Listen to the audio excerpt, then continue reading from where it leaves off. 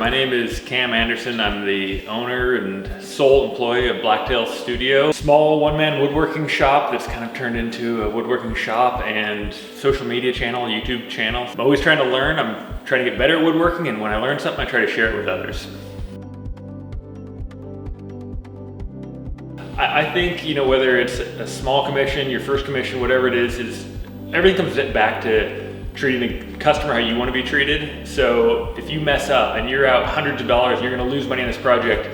You can't go to the customer and say, well, if you want your project, you need me to pay me more because I messed this up, or even if you don't tell them that.